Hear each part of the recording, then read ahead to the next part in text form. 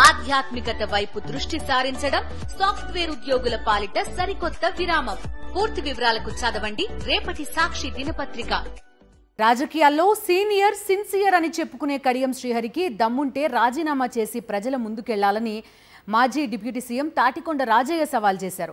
High court తీర్పు వచ్చాక కూడా శ్రీహరి తప్పించుకునేందుకు అడ్డదారులు వెతుక్కుంటున్నారని ఆరోపించారు. ఆయన స్వార్థం కోసం అభివృద్ధి అని చెప్పి పార్టీ మారిన కడియంకు ప్రజలు బుద్ధి చెప్తారన్నారు. హైకోర్టు తీర్పును స్వాగతిస్తున్నామంటున్న రాజయ్యతో మా ప్రతినిధి శ్రీధర్ ఫేస్ టు ఫేస్. ఇదైతే స్టేషన్ గన్పూర్లో డిప్యూటీ సీఎం మాజీ డిప్యూటీ సీఎంగా పనిచేసిన రాజయ్య గారు కూడా ఉన్నారు. చెప్పండి సార్, ఈ హైకోర్టు సూచనను తీర్పు చెప్పిందో, నెల్లూరులో డెడ్లైన్ పెట్టిందో, దీన్ని మీరు ఎలా చూస్తారు? ప్రజాస్వామ్యంలో రాజ్యాంగబద్ధంగా ఉన్న హక్కులను ఎవరైనా కూడా కాలరాస్తానికి ప్రయత్నం చేస్తే తప్పకుండా చట్టం తన పని చేసుకుంటూ పోతుంది.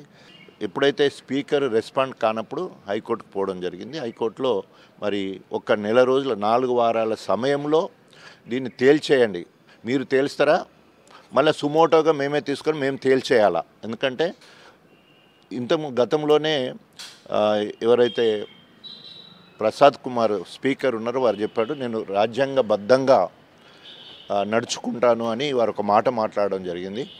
సో ఇక్కడ ప్రత్యేకంగా దానం నాగేందర్ ఖైరతాబాద్, అదే తెల్లం వెంకట్రావు భద్రాచలం, తర్వాత స్టేషన్ నంబర్ కడియం శ్రీహరి, ఈ ముగ్గురిని చూసినప్పుడు బాగా అనేక రకాలుగా పార్టీలను మార్చుకుంటూ వచ్చిన చరిత్ర ఒక కడియం శ్రీహరికే ఉన్నది.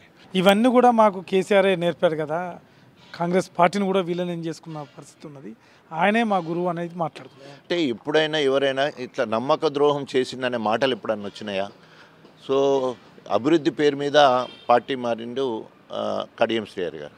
వచ్చినాక అభివృద్ధి అంటే శాంక్షన్ అయిన పనులనే ఇంతవరకు మొదలు పెట్టలేదు.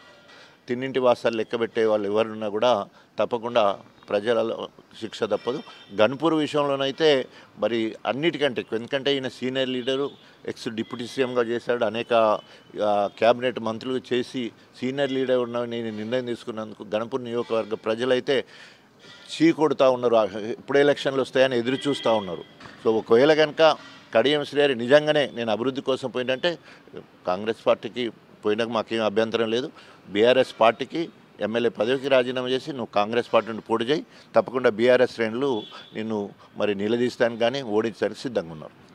నమ్మక ద్రోహులకు ఎప్పుడు కూడా ప్రజల్లో శిక్ష తప్పదని రాజా చెప్తున్నారు. అదేవిధంగా హైకోర్టు ఇచ్చిన తీర్పుపై మాకు నమ్మకం ఉంది. అదేవిధంగా ఎవరైతే స్పీకర్ గారు ఉన్నారో ప్రసాద్ కూడా అతను కూడా పక్కా చట్ట ప్రకారం నడుచుకుంటాడని భావిస్తాం. పక్కా ప్రజల చేతిలో ఏదైతే ఉంటుందో తప్పనిసరి ఇటువంటి ద్రోహం చేసిన వారికి ప్రజలే శిక్ష వేస్తారని రాజా చెప్తున్నారు. అమర్తో శ్రీధర్ రెడ్డి, సాక్షి న్యూస్, స్టేషన్ గన్పూర్.